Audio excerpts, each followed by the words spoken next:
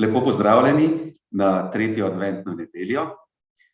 Ta nedelja je malo posebna, imenuje se Gaudete. Osnovna tema te nedelje je torej veselje. Ne gre za nek veseli december, za tip veselja, ki nam ga ponuja današnja družba, ki je bolj veseljačenje kakor veselje. Gre za neko popolnoma drugačno, bolj globoko veselje.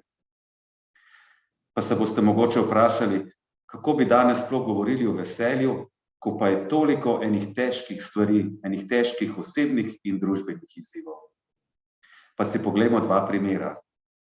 Apostol Pavel, ki danes govori o veselju, piše pismo Filipljanom v zelo, zelo težkih osebnih okoliščinah.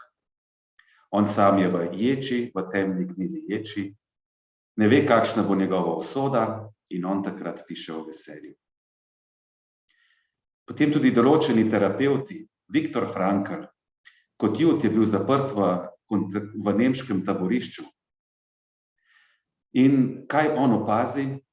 Da če hoče preživeti ta pekel tega življenja, potem mora najti v življenju nek smisel, tako drobne, vsakodnevne, kakor večje. Njegova učenka Elizabeth Lucas je napisala eno zelo lepo knjigo, ki ima naslov Priveži svoj voz na kako zvezdo.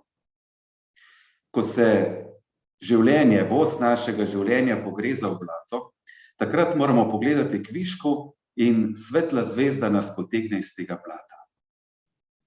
Kdo je ta svetla zvezda za nas? Ta svetla zvezda, na katerem lahko temelji naše veselje, naše upanje, je Jezus, ki prihaja. In to ni ena preprosta zgodbica, ki si jo ponavljamo vsako leto posebej ob božiču. Ta skrivnost se dogaja danes, ta trenutek, tukaj, zate, zame, za vse nas. Vas res vabim, da v teh dneh priprave odpremo svoje srca, odpremo svoje misli in da res sprejmemo ta velik smisel, to veliko zvezdo v naše življenje in življenje bo drugačno. Blagoslovljeno in veselo nedeljo vam želim.